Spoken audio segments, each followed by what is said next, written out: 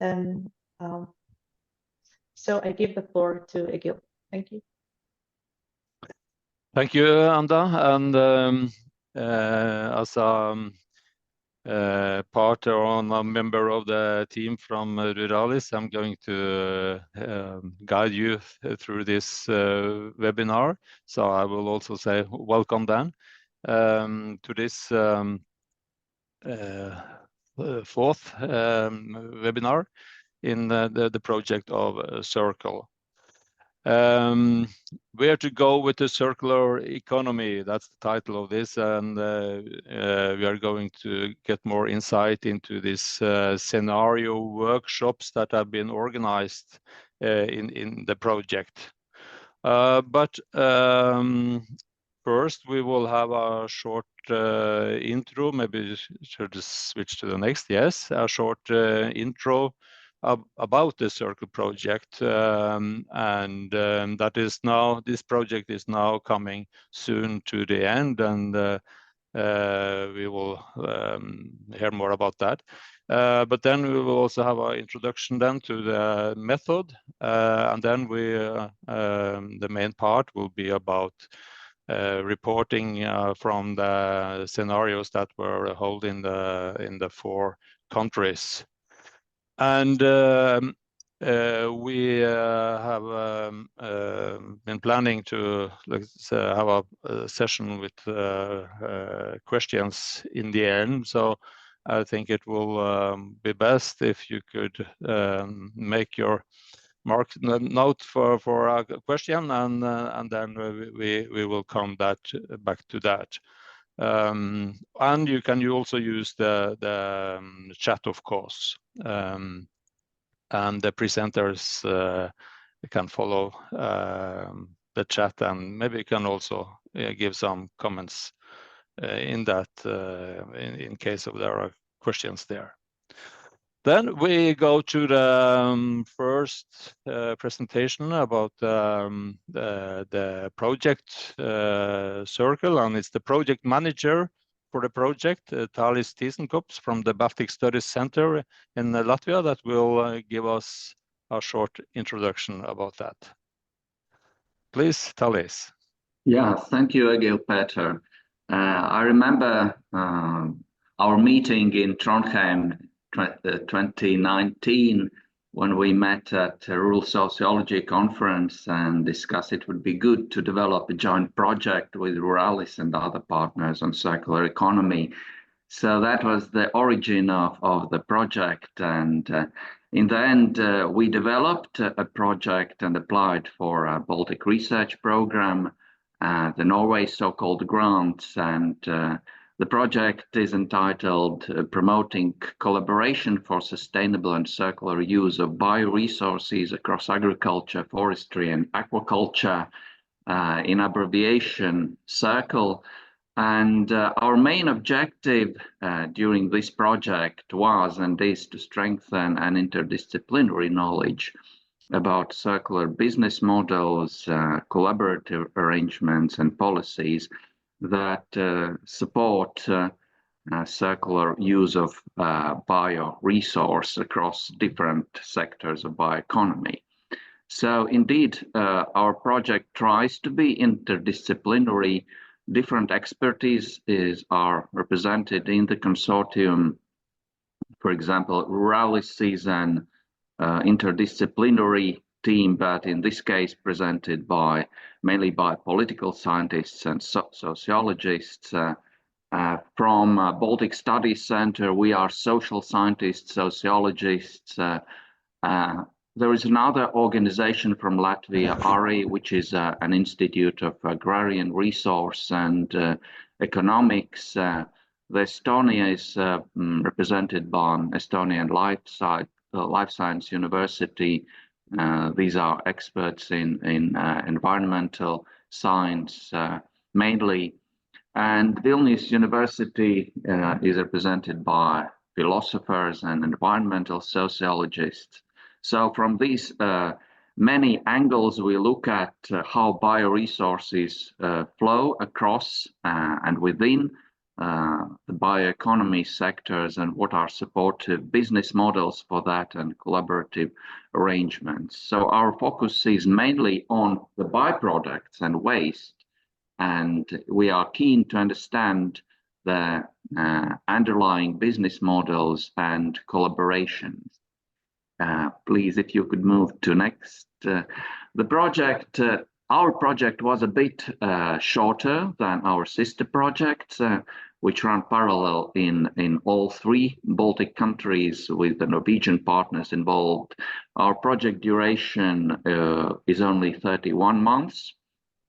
Nevertheless, we have done a great many research activities, from conceptualization, writing theory primers on main concepts, explaining circularity. We did the media analysis in 4 countries, composed a database of 150 initiatives of circular bioresource flows. Then we dived into 12 in-depth case studies of circular businesses.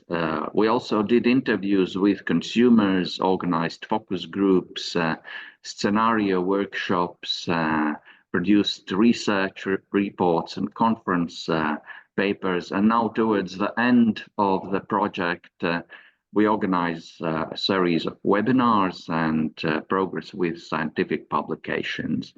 And as Anda already said, this is our last scenario, last webinar, focusing on the future, how the circular economy could look like in 2030 in the Nordic Baltic region. So we are in this seminar focusing exactly on scenario workshops, on future outlooks from 4 countries. Thank you for joining this webinar, and I pass back floor to Egil Peter now.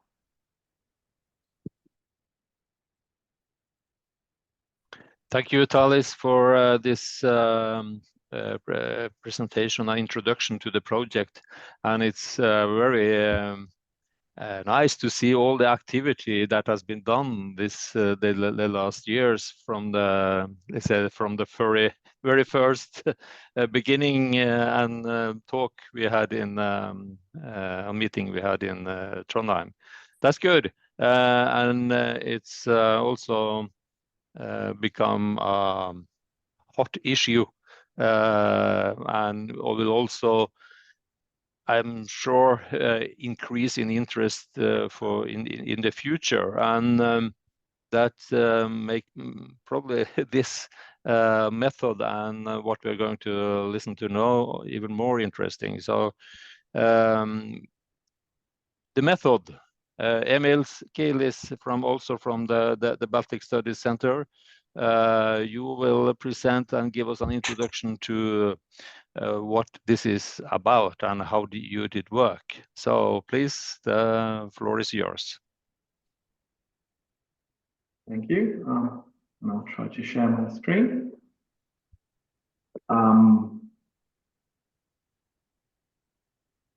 Can you see it in full screen mode? No, it's okay. Yeah, it's okay. Okay. Yep. Yep. Excellent. Okay. So hi, my name's Emils. I'm a researcher at Baltic Studies Centre, and this presentation is about scenario methods and the approach that we took in Circle. And when it comes to scenario methods, these methods go by many different names. You may encounter things like foresight exercises, visioning exercises, future scenarios, backcasting. So the names are different. The approaches are slightly different, but ultimately they're about getting people from different backgrounds and different social groups together in one room and coming up with a vision for the future, of the future. Now, how you do this and what you do with this vision depends entirely on the specifics of the project and the methodology. But basically, the idea is that by thinking about the future and thinking about the relationship between the present and the future, we will be in a position to make better and better informed decisions that will sort of enable desirable futures. So when we think about scenario methods and future scenarios, the point isn't to generate forecasts or prediction. Ultimately, scenario methods are a kind of tool for long-term planning. And the idea is that we combine things that we already know. We have facts, we have trends, and then we have sort of different assumptions about the future, how things are going to develop. And the idea is that we combine all of these things in the context of this scenario workshop to think about how we can enable desirable futures, let them happen, and actually prevent things that we don't want to happen. So prevent undesirable futures, right? So again, the key is that it's not about predictions, it's about planning and sort of laying the foundation for desirable futures. And indeed, I think this is how I would suggest that we all think about scenarios and scenario methods. It's basically a tool, right? So it's a tool for thinking through the implications of all the different choices, and especially in contexts where there are high degrees of uncertainty, right? So it's, again, not a forecast, not a prediction, but it's a way of thinking about the future and the relationship between the present and the future. And this approach to thinking about the future and relating to the future is becoming much more popular. It's sort of especially in different research projects, but also policy contexts. For example, there was a fairly recent report published by the Joint Research Centre, and they used these, I think they call them foresight methods, to think about the future of the bioeconomy in the EU. And I think ultimately the reason behind their popularity is that people kind of think that they are useful for thinking through the implications of complex transformations at various levels. And they are very useful, but they're also kind of very flexible. And there are different ways of doing this. There are different methodologies. Some projects prefer a kind of backcasting approach. Others focus on forecasting. In some cases, you have different experts providing input and generating scenarios, but you also can have sort of participatory approaches where different stakeholders come together and co-articulate a vision of the future. But for our purposes, the important difference is between backcasting and forecasting. Basically, when it comes to forecasting, you make specific claims about the future, right? You make forecasts, you make predictions about the future. When it comes to backcasting, the situation is a bit more tricky because even though you start with a vision of the future, say what Europe is going to be like in 2030 or 2040, you don't stop there. The idea is that after you kind of generated this vision of 2040 or 2030, you kind of retrace your steps and move backwards.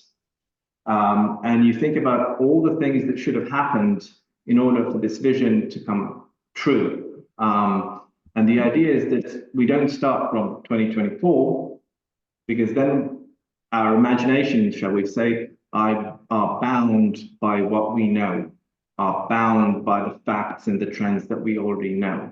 But when we start from 2040 or 2030, we can sort of unleash our creative potential and think a bit more freely about the kind of future that we want. And we don't really think about what's possible, but we tend to focus on what we want to happen, what we want to change.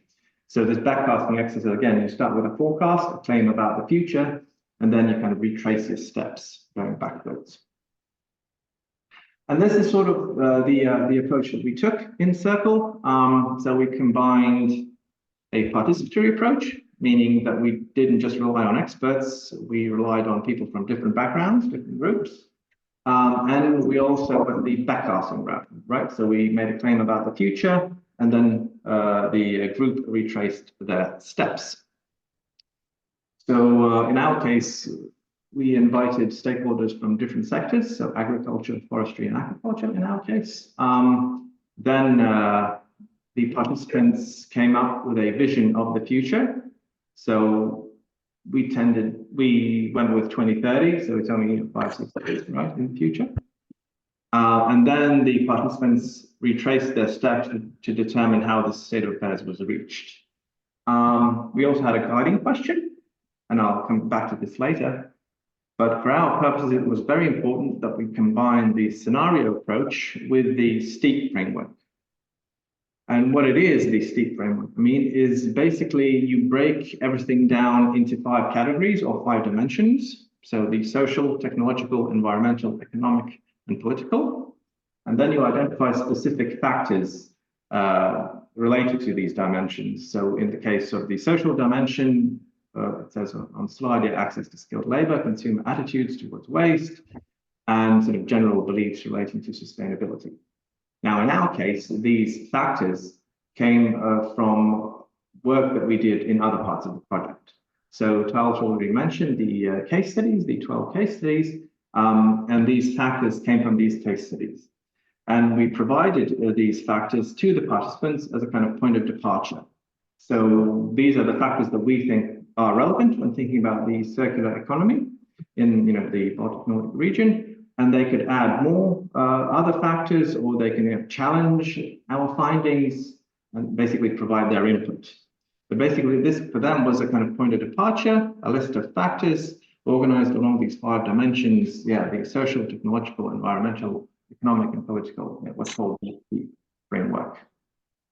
And then they worked with a guiding question. Obviously, they could adapt this question to their local context, rephrase it as needed, but we agreed as a team that we would use this question, this guiding question, to kick things off.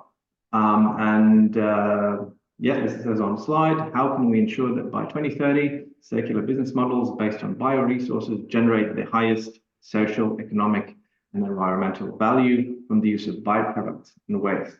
So they agreed on a vision for 2030, again, based on a number of factors. As I said, they could add more or kind of remove some of them, and then retrace their steps and tell their story of how this future in 2030 came to be. And now you will hear from the 4 workshops.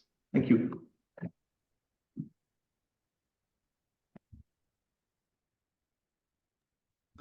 Thank you very much, Emils. That was a very good presentation of the method, because this, as you said, and these scenarios can be applied in a very under different kinds of concepts and situations. But I think you gave us a good overview here. So thank you.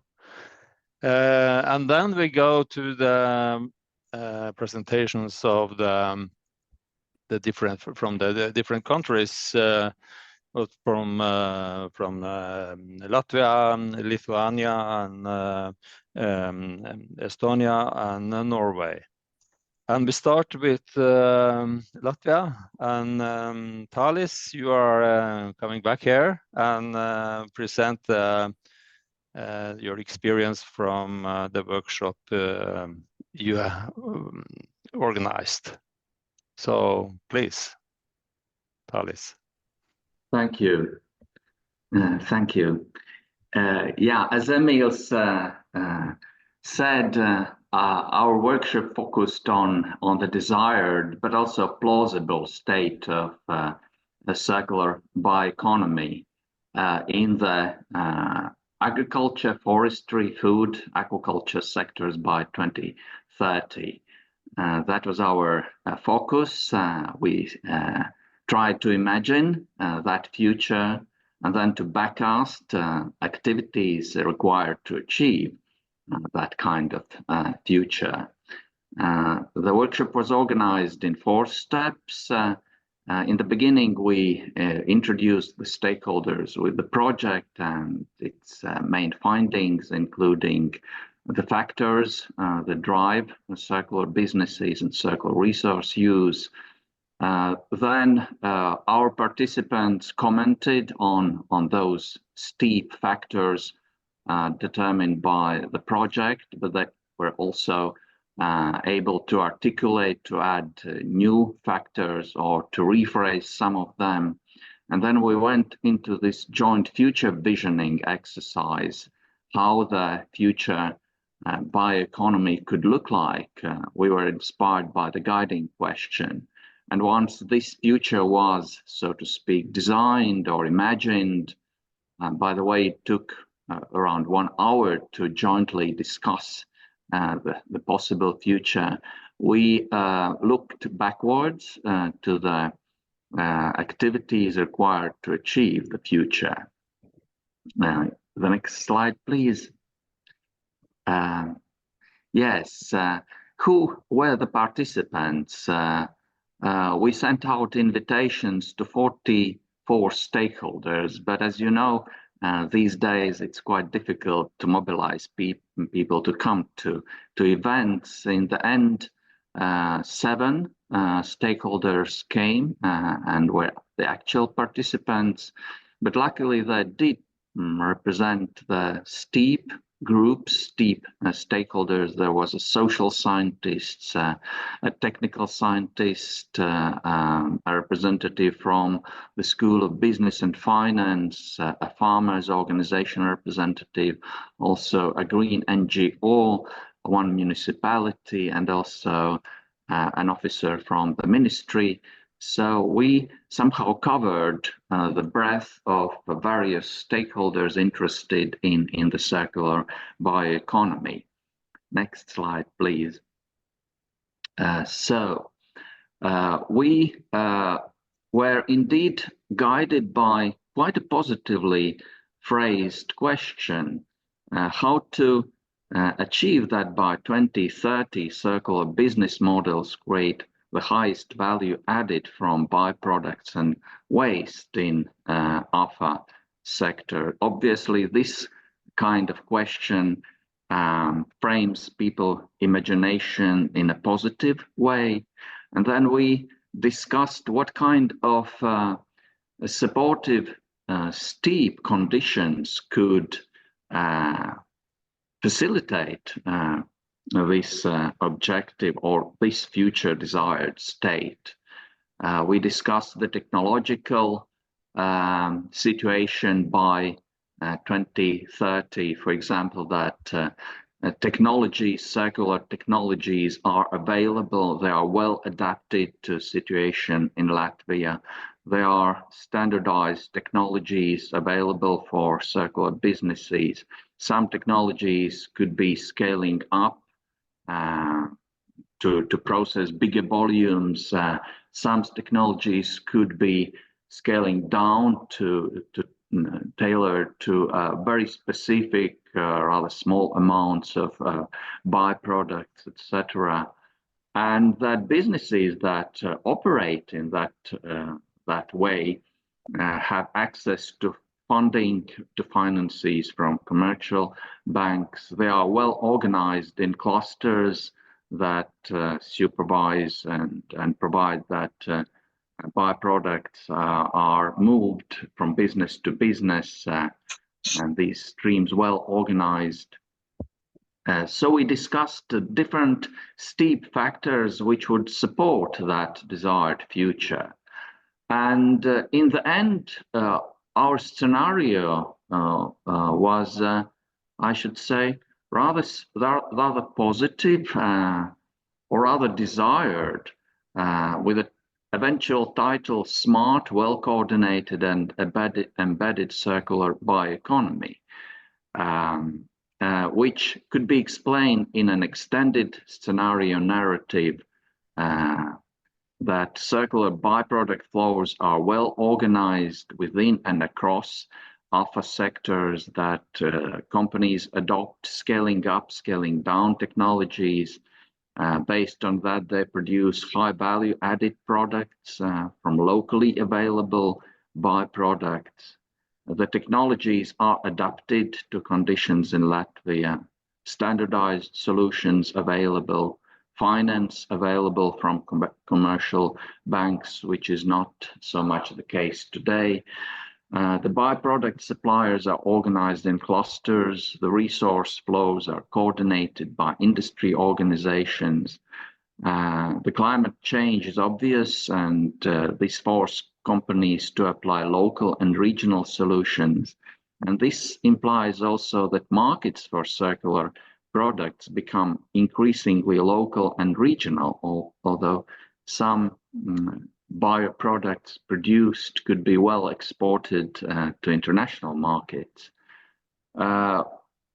The participants felt also that circular economy becomes socially embedded in terms of better consumer awareness, spread of circular practices, which is reflected also in consumer choices.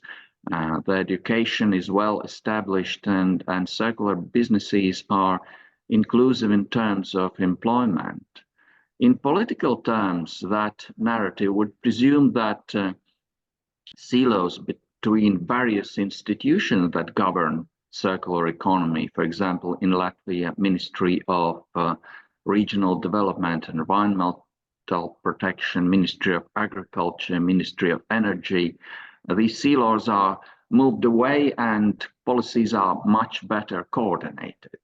So this is the vision. Obviously, might be different visions of the future, but this was the vision considered as quite plausible and desired by our participants. Next slide, please. And once we finished with this vision of the future, we leaped into backcasting procedure again along the steep dimensions and tried to imagine which activities were necessary to achieve the future and which activities are to be undertaken by 2027 and then 2024.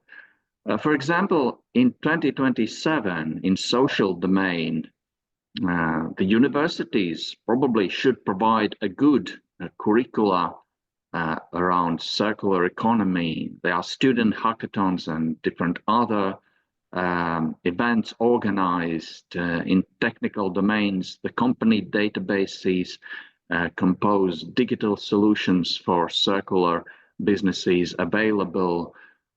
In economic terms, steady investment flows, the businesses are well organized in networks. In environmental domain, perhaps the bioregions, which now only take root then by 2020, are already well operational, implementing various cascading projects. And for example, in policy domain, the circularity is included in public procurement procedures and comprehensive data available to make better business and policy decisions. So the logic was that we started backcasting from far future and then moving closer to activities to be undertaken sooner, again along the steep dimensions. But I'm not going to time-wise to activities planned for 2024. Next slide, please. So what are reflections? What are reflections, findings from our Latvian national scenario workshop? In fact, that was one version of the future, as I said, quite positive, already framed by the guiding question. Obviously, different futures are also possible, but it is important to imagine variety of futures and also to compare the countries and then to understand which future could be best fit for conditions in the nation countries in the Nordic Baltic region.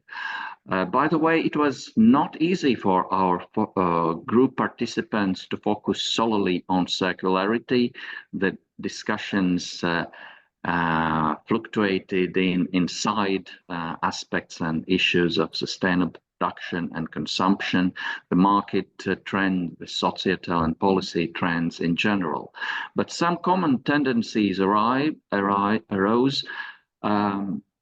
in circular economy, visioning, and perhaps also could be tied to emerging recommendations.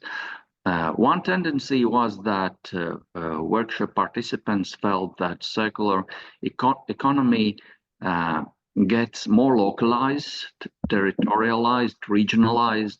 It doesn't exclude that it is also economy of scales and economy of even globality, but local solutions, territorial solutions matter, regional solutions matter.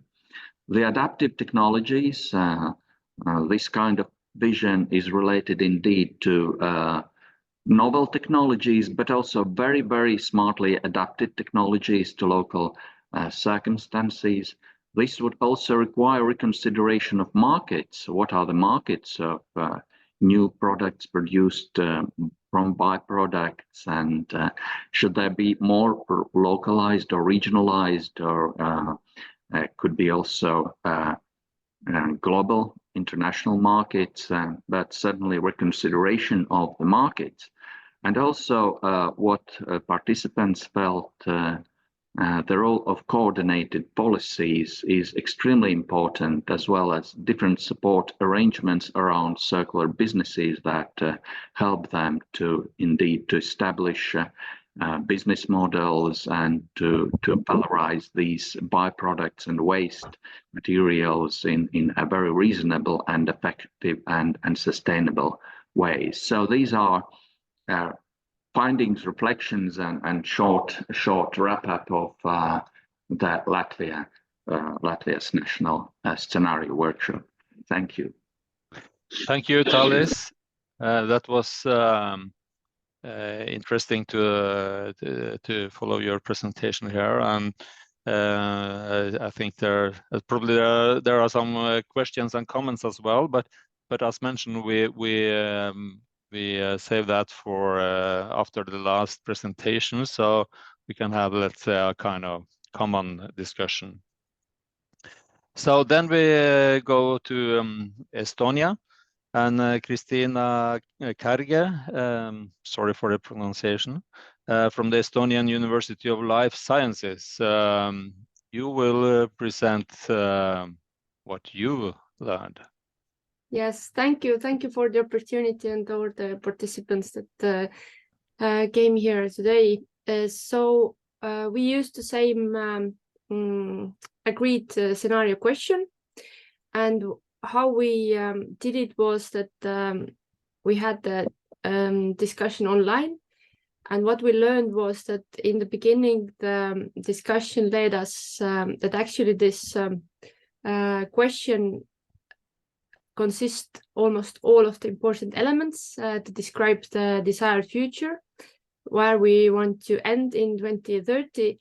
But one like crucial addition came out of these discussions, and that the taking into account the environmental boundaries, the planetary boundaries, is important, and also that during these processes and implementing these circular business models, we have to avoid the negative impact to the environment. So this environmental part and planetary boundaries aspects were brought out very clearly in our discussions. But who then were included to this workshop? We had participants from all the steep like categories, like Emils showed you the methodology that we used, and we used also like agreed the backcasting method, and just to prepare for this online seminar that was 3.5 hours long. We created a like Excel file for it, just to get an overview who we have that we can approach, and also who are the experts under these steep categories. And then we ended up with these 12 participants. They were experts in different various like steep categories, and we had 2 or 3 individuals for each category.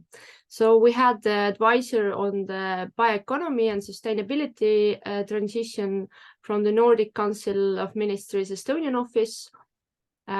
We have had also participants from Tartu Science Park, one agricultural producer, then representative from the Tallinn Science Park Technopol, environmental and climate expert who have been teaching in the University of Life Sciences the life cycle assessment, climate measurements, and all these connections with the agricultural businesses. And then also a researcher from our university in forest ecology department, and also one business consultant. As for the background, in Estonia, we have county development centers who help the both small and big companies in their like get access to grants or make their best business models better. So we engaged also the business consultant from one of the county development center. Then we had an advisor from Ministry of Regional Affairs and Agriculture. Just for a background information, last year and a half, we have had like reforms in the public sector.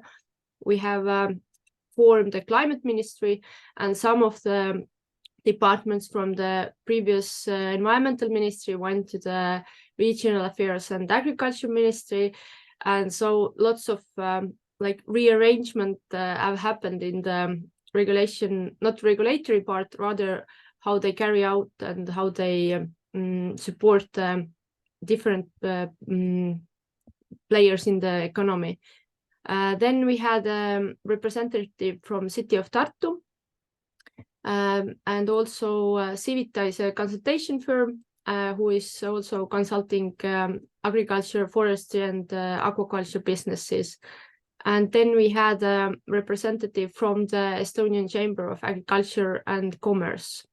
They group together and advocate the Estonian alpha sector businesses like views and help to make their voice heard. And during just a bit about the workshop, you can keep the previous slide. Okay, sorry for the remark. What we did, as we prepared as a whole consortium very well for this event, then we had a good material to use.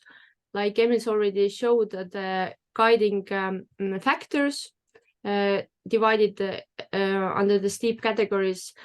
And first we prepared the Google sheet for collaboration for the participants. We had divided the participants into 2 groups, and they actually worked and discussed in between themselves. We, from the EMU side, we didn't enter to these discussions. They had their own groups in Google Teams, and it was really nice to see how they decided who will fill in this the Word document, who like make sure that everyone gets the possibility to explain their ideas. So it was really nice self-organized discussions in these groups. And then, of course, our agenda was designed so that after a while they had discussion in the smaller group. We came together in the big room and then made like everyone can share the conclusions from these group discussions. And we divided the steps we have like what's the situation currently in 2023, what has to be achieved in 2024, then by 2026, then 2028, and then what's the desired outcome in 2030. And what's the current situation is that what was emphasized is that in one aspect, the entrepreneurs in the AFO sector, they haven't thought through how to protect them for the extreme weather conditions, for example, or they haven't invested like breeding new varieties, so the plants will be more disease and pests resistant, for example.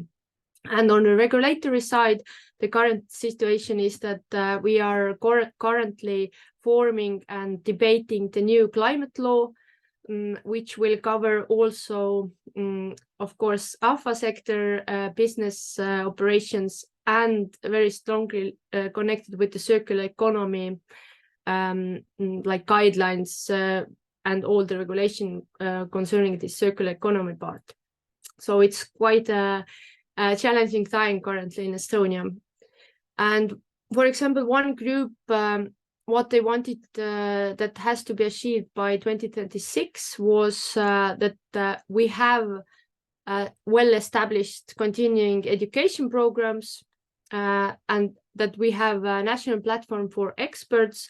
And the reasoning behind that was that it's not sustainable that all the businesses will have their environmental and climate expert on their payroll. So it's not sustainable, as Estonia is a really tiny country, and it's not wise to use this expert resource in that way. So other hand, it's good to have this national platform for that. And also the innovation level was mentioned, so that the companies, the maturity level of innovation in companies, and they are aware and they actually know how to use and valorize the waste coming from their bioresource use, and how to use the byproducts coming from the main production. And both groups, so what's maybe more important also to mention that the economic and political categories are very closely intertwined. So they are so connected that we can't look them separately, because if there is no certainty what's the regulative part will be, or what are demands from the public sector through the procurement, then it's difficult for the businesses to make investments. So the politically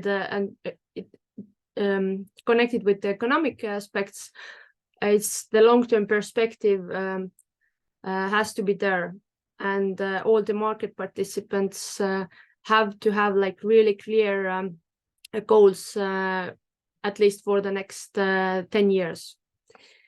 And now in the end, we wanted to form also the policy recommendations, as we are in the middle of the climate law formation and discussions. So these are our 6 policy recommendations, which I would like to maybe explain only the second one. This is what I haven't mentioned yet, avoiding the national CO2 tunnel, meaning that the activities that are done in Estonia, we can't measure the CO2 equivalent emissions only happening in our country, because climate change doesn't have borders. So it's really important that we think this environmental and climate impact wider, not only in our what's happening in Estonian territory. And I think this is not Estonian specific challenge, rather for the whole Europe. And yeah, now I will give you a bit time to read these 6 policy recommendations, and I'm happy to get some questions when we all are finished.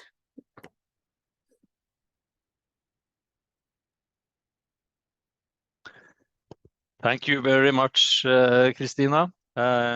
Interesting, and as you said, we will come back to this, and also maybe also comments on the recommendations you had here. Then we are going to Lithuania. Ieva Sakelaite. Again, sorry if I'm pronounces this wrong, but you're from Vilnius University, and you will present what you did experience and how do you organize this workshop. The floor is yours. Thank you. Greetings, everyone. So our national workshop took place on November 29th. Participants were recruited through a three-step process. So we started by identifying a pool of relevant institutions. Then we scanned the media in search of other maybe organizations and individuals who were active in public policy debates, who discussed circularity and sustainability. So out of 18 invitees, we have a total of 5 participants who joined the workshop. And then a 6th participant contributed with written comments. So we had representatives from academia, waste management centers, a representative from an NGO that works with sustainability, a representative from the Lithuanian Parliament, and a person working in Ministry of Innovation. So at the beginning of the exercise, participants were provided with a list of factors that were identified during the project as the ones that influence the status of circular economy. And discussants were very active in suggesting additional factors that are of importance locally in Lithuania. So this discussion of the various factors within the 5 steep dimensions, it served as the foundation for formulating the vision 2030. To provide some structure and examples, we suggested that our participants think about specific policies as a way of envisioning the circular economy in Lithuania. And it was agreed that the current EU policy is a reasonable framework, and the final version of the vision was formulated as follows. By 2030, the rate of circular material use for production of new products should be doubled when compared to 2020. Next slide, please. So rather than deciding on concrete plans for every 3 years, step by step, discussion identified priority areas that needed to be addressed for the vision to succeed. So among the social factors, it was agreed that an effective communication strategy is needed to help consumers make informed decisions. So the strategy should be built on the assumption that consumers are dealing with information overload, as it was maintained that one of the biggest problems is too much information, what is sustainable. There's also a need to address greenwashing in advertising and marketing. And the underlying idea was that there should be some institutional guardrails limiting dissemination of exaggerated or false claims about the products. When it comes to technological factors, during the discussion, it was agreed that more resources and targeted financial support is needed in order to encourage technology adoption in agriculture and forestry, especially because these spheres tend to be particularly resistant to change and are much more traditional. Innovative waste management technologies were also discussed, and in Lithuania, this area has been ignored by trying to find cheaper solutions, as one of the discussants said. So investments in technology should be made a priority in the circularity vision. When it comes to economic factors, it was unanimously agreed that current subsidy measures for circular businesses are not optimal, And among the necessary steps to take were introduction of universal subsidy system, which could address fragmentation of funding and increasing targeted funding for particular CE practices. Among the political factors, the discussants agreed that one of the first steps should be to devise policy so that it accounts for different waste processing capacities. Presently, when a company or individual opts to recycle waste, in Lithuania, they are legally classified as a waste manager, which means that they have to comply with regulations designed for large waste management plants. And a lot of waste managers then opt to transfer their waste, for instance, to Poland, where it is cheaper to do that. We also need to increase circularity in forestry, it was said. The situation in agriculture in Lithuania is quite good and aligns with the European standards because regulations mainly come from there. But in forestry, Lithuania has more autonomy since the EU does not impose strict limitations, which leads to lack of advancement in forestry sector in Lithuania. Next slide, please. So our plenary discussions gave insights into the policy landscape and also underscored the importance of a top-down approach to driving change. So drawing upon this collective expertise, we formulated a set of policy recommendations that were aimed to accelerate the transition to circular economy. So first one was making information about recycling more accessible, especially to the general public, since the waste generation will only increase due to economic growth in Lithuania. So among the policies mentioned was a labeling system, and the idea is to implement a standardized labeling system for packaging that clearly indicates the materials used and also provides easy to understand recycling instructions. Another policy we drawn was implementing income tax reduction for repair services. So this initiative aims to encourage the growth of sustainability of repair businesses by alleviating financial burden on service providers.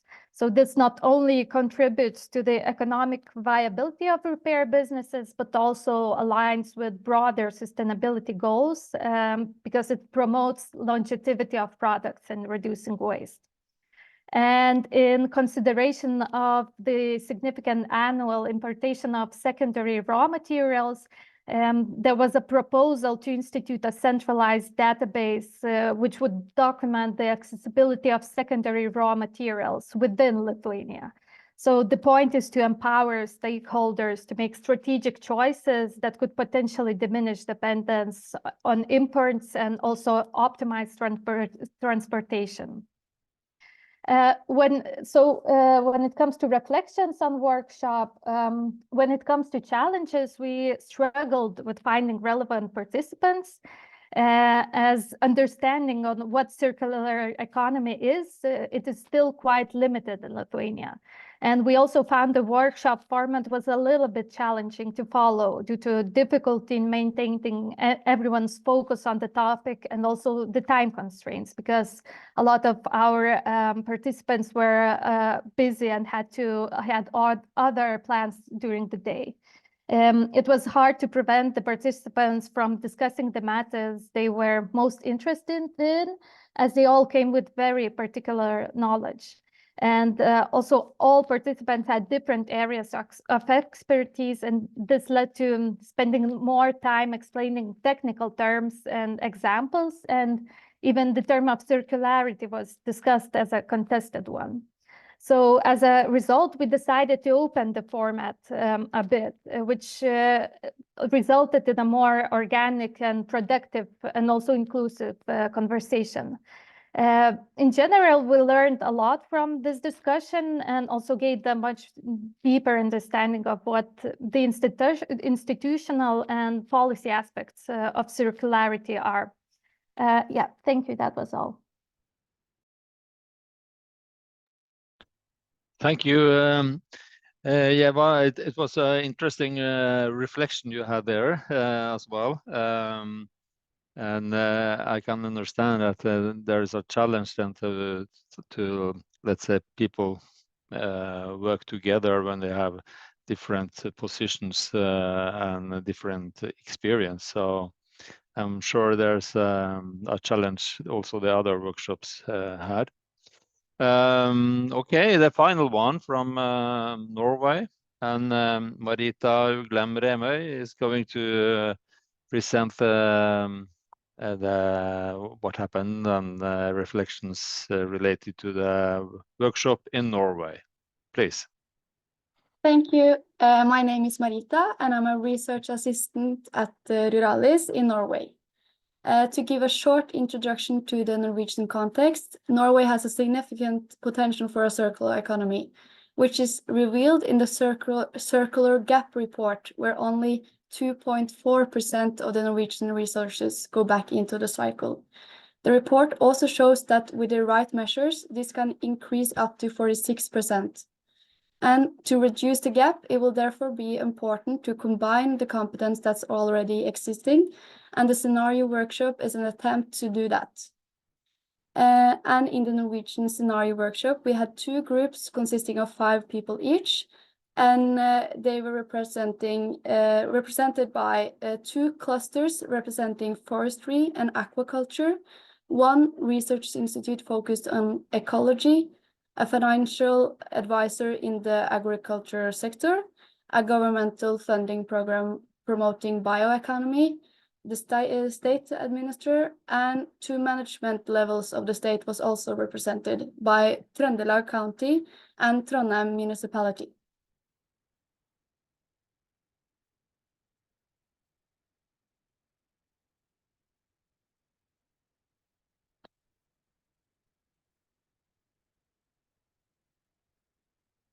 The groups modified the existing vision a little bit. So the first one was, by 2030, all available bioresidue shall be utilized in circular business models.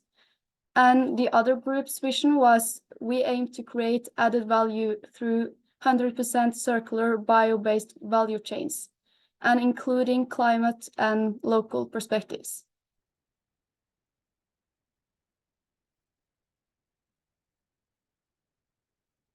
So this is an example from the social dimension of STEEP, and the backcasting is shown by the first step is starting at 2024 and further towards the vision of 2030. And in the social dimension, this was good solutions for the distribution of labor.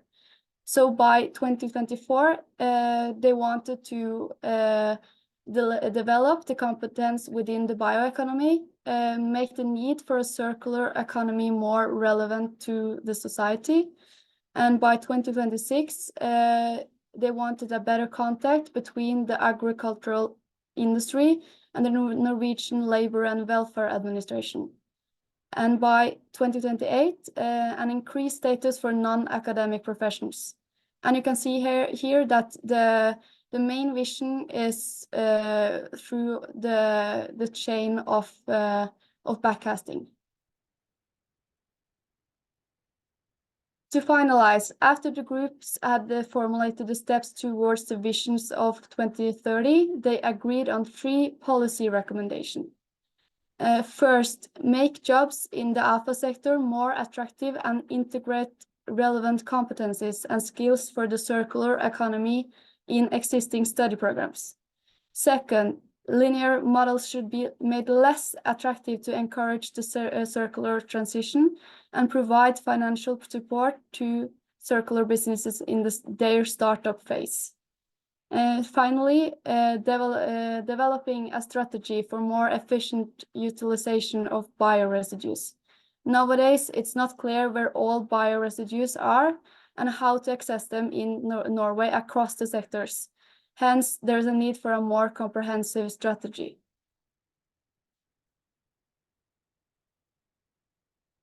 And to round up, I think it was interesting to include people from different sectors around the same table to discuss a multi-fragmented question by using the scenario method as a framework.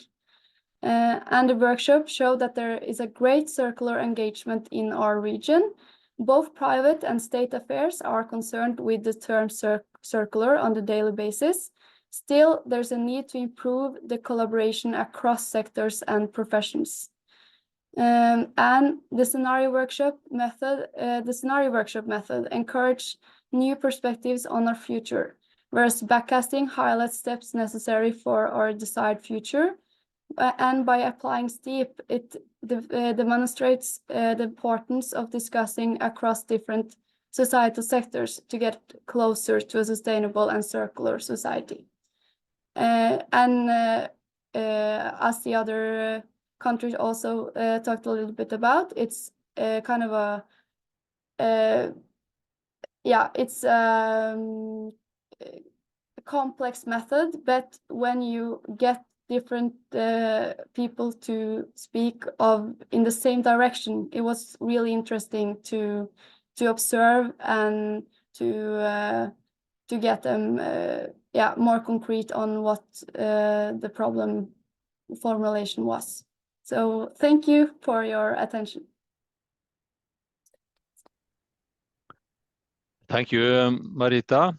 And now I would say thank you all four of you, Talis, Kristiina, Ieva, and Marita, for giving us this impression from the workshops in the 4 countries. We have now time for the questions that we or comments that you probably have. We have saved a little time here, so we have some time for this. So I will give the floor open, or you can just ask for your attention on well, if you want to raise a question, or you can also use the chat. Also, I can start while you are thinking on this, because I could ask a question about this let's say outcome from these workshops and what you have experienced on that. And maybe it's Emils that can say something about that related to the method. Because on one hand, you can, let's say, you have a documentation report and you can propose something and so on. But you also have the experience the participants have. What do you think is the main outcome of the workshops like this and this method? Maybe it's you, Emils, that can maybe start on that. Okay. And you have also asked for a comment, another comment, so you can keep on. Yeah. Now I have a question to the other presenters, so I can wait. Yep. In terms of outcomes, well, I guess one of the things is that we as researchers, well, we are limited by our own imaginations. So as any form of data gathering, this allows us to expand our imaginations and learn more about how people perceive circularity and the potential of the circular economy. So, you know, from the perspective of a researcher, that's the whole point of talking to other people, right? Because you are limited by your own perspective on things and actually engaging with the perspectives of others, and to a certain extent, forcing them into a very strange and artificial situation and learning about how they think about the future and how they see the relationship between the present and the future and what can realistically be achieved. I think that for me is the sort of value added of these methods. Yeah. My question, wait, yeah. Yeah. But you can, you have also a comment to one of the others. I mean, it was just a question to the other presenters. Was science fiction mentioned in any of your workshops? Yeah. I think in our workshop was mentioned that we also have to be realistic. So it's like not science fiction directly, but the opposite of that. But what I wanted to add, why these kind of workshops are useful, or what the participants said afterwards in different discussions, was that on a Monday morning we gathered, and it was quite intense 3.5 hours, but they struggled with this the process and the tasks, but it also gave them this feeling that they made an effort and they think something new, so they felt really good after that very intense 3.5 hours, and that we have structured the worksheet so that there was really clear what happening in 20 minutes now, what they have to achieve, so they purely put their energy into thinking for the content, not the format, how they can share their knowledge. So I think these kind of learnings we got there from there. Anda, please. Yeah, thanks a lot. I think I have one additional comment and then a question.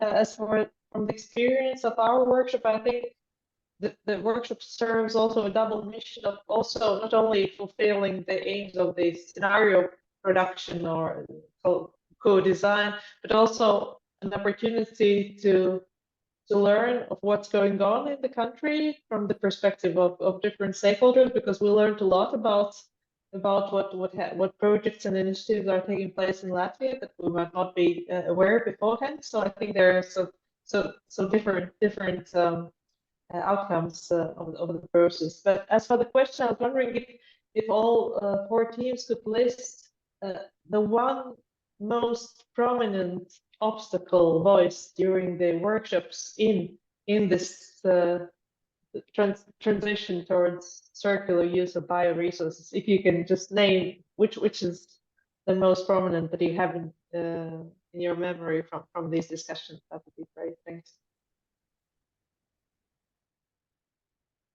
That was for all the workshops? Yes, please. Yeah. Who is first? Do you need some? I would say that maybe it's related to our current political and lawmaking phase where we are with this climate law. I would say that that there is no clear strategy or view in a long-term perspective how this AFA sector has to act regarding the circular economy principles, and what the goals as a whole for our country with all these different elements in our life cycle, so-called. What about the other countries?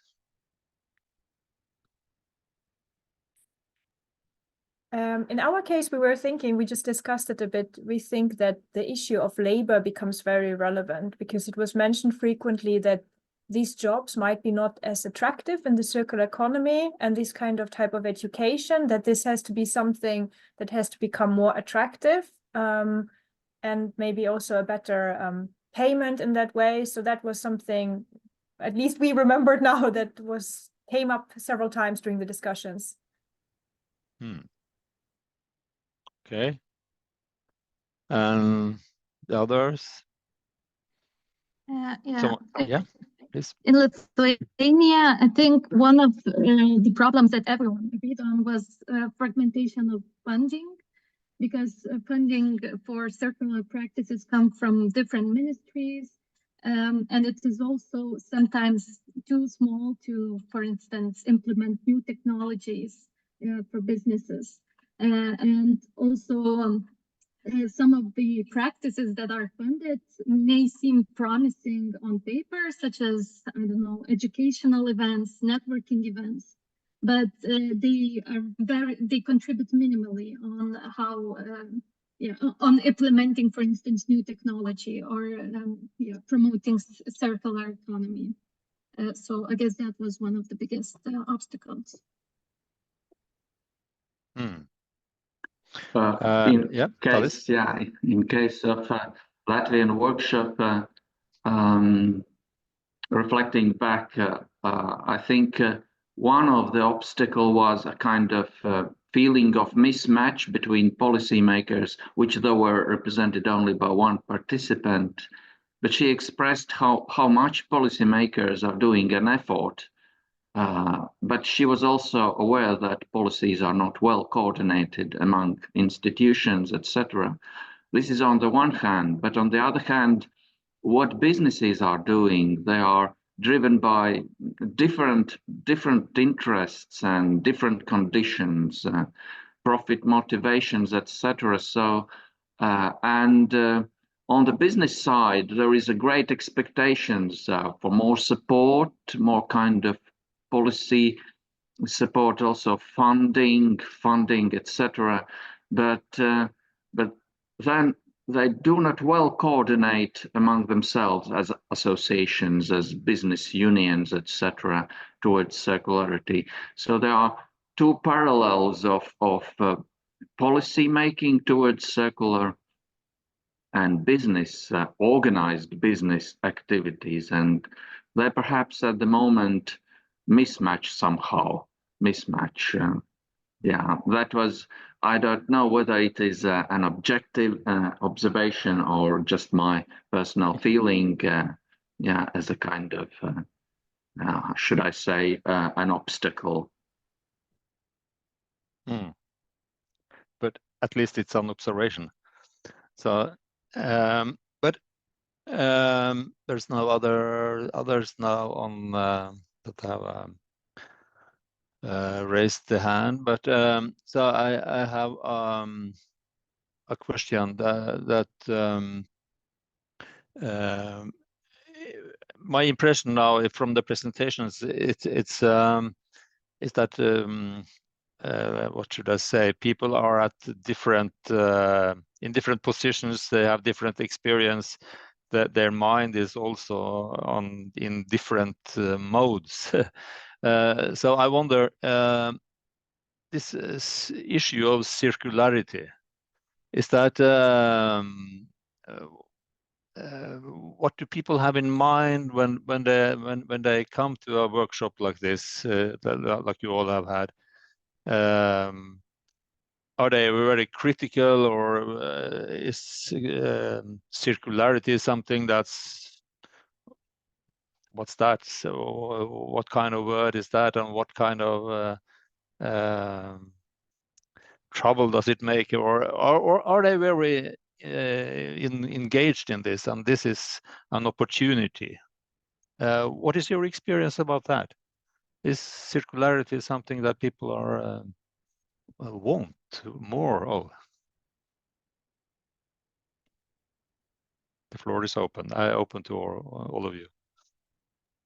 Maybe we can start from our case. For us, it was, we had really good discussions, and we really had problems to keep the time because people were very engaged. And a little bit what was said before, that there was a positive atmosphere also towards the circular economy. But maybe what was also mentioned, and this is not related to the scenario workshops, but we also had interviews with consumers about the circular economy. And what was very interesting in that case was that when we asked about circular economic practices or circular practices, people didn't really know what to say. But then when we gave examples, they said, oh yeah, that's actually a circular practice, but they wouldn't use the term circular. They would maybe use sustainable, but it was something that it was also talked about that has been there for like a long time, but it was just not used in that same framing. It's something that's coming up in a new framing. So that was very interesting. Thank you. Any other reflections related to this?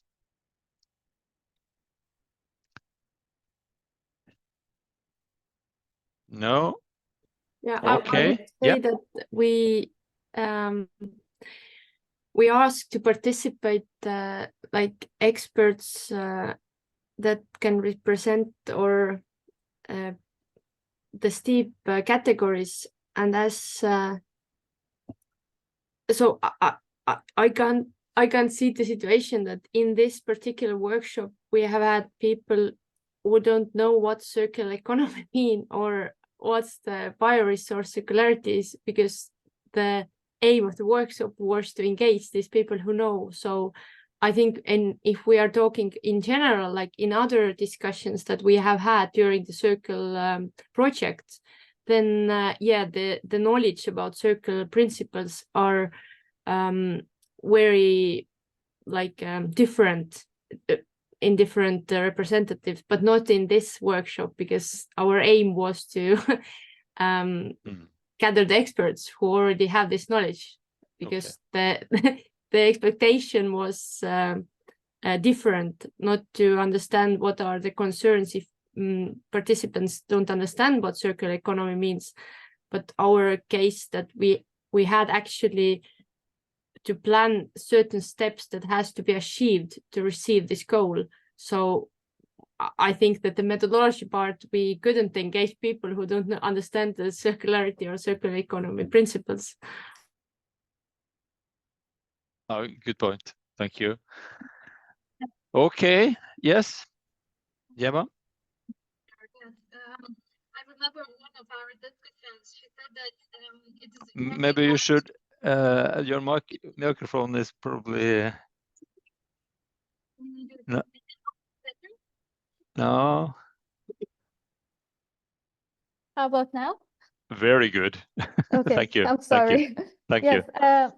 I just remember one of our discussants saying that it is very hard to create sophisticated criteria to measure circularity in products.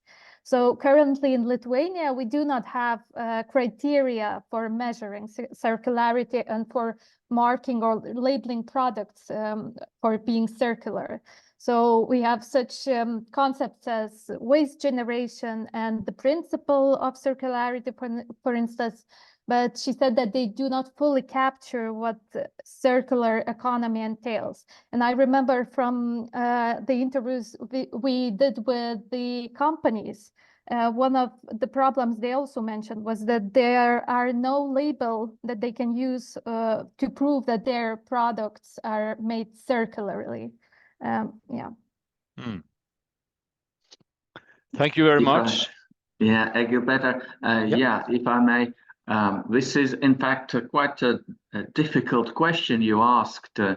How do people perceived coming to our workshops circularity, and it also relates the people's general mindset and ability to think forward-looking, because circularity presumes cycles, loops, and you know, the full circularity would be looking far away in next loops and surrounding conditions and outcomes, etc. Who is able to cover that complexity?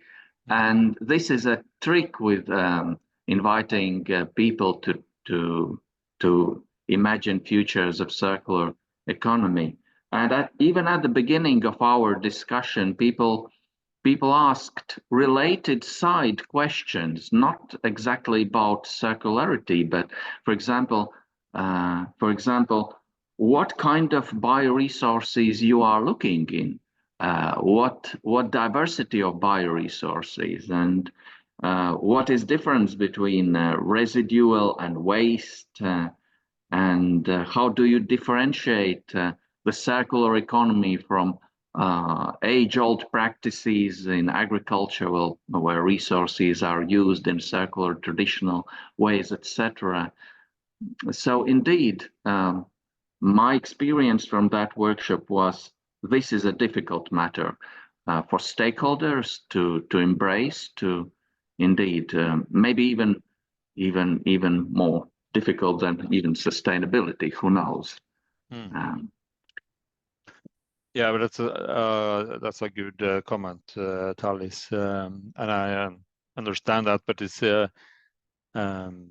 and I think it's also very good to be aware of that when we as researchers, let's say, work on this issue. So that's good. Okay, I can't see any other hands raised now, so I suppose we have come to the part of the webinar that we close this this part. And I say thank you for your activity here. But Pia Otte from Ruralis, you will present a little bit about what's going on, what will come next. Yes, thank you. So you will now close the webinar.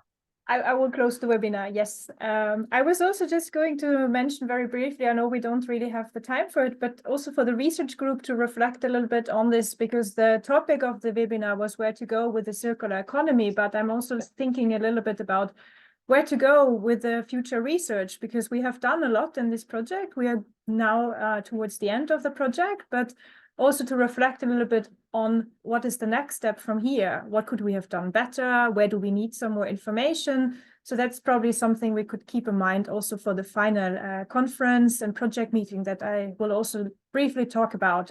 So I just want to conclude or end this seminar with, if you got curious about Circle, we have here the link to the Circle website where you find a lot of information, a lot of our published information in form of reports, and we will also have by the end of April some policy briefs here we are currently working on, and we're working on the finalization of open access academic articles in the project. We also have on, since this is a Ruralis webinar, we also have some information in Norwegian on the Ruralis website. So that's also you can check out. And then I really would like to, if we go to the next slide, to make you aware of the fact that we are arranging a final online conference, which will be also free of charge, promoting collaboration for sustainable and circular bioeconomy.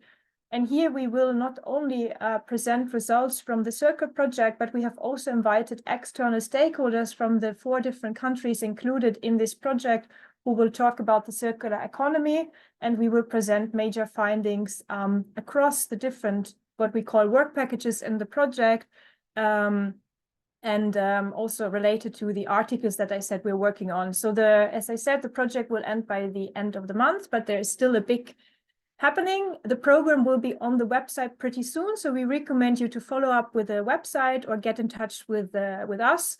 We look forward to it, and we do hope a lot of people will attend the conference. And yeah, otherwise, if I didn't forget anything now, thank you for participating in this webinar, and we will put it online as well so that hopefully others can watch it afterwards as well. And thanks to all the presenters and Egil for moderating this webinar. And yeah, we wish you a good rest of the day.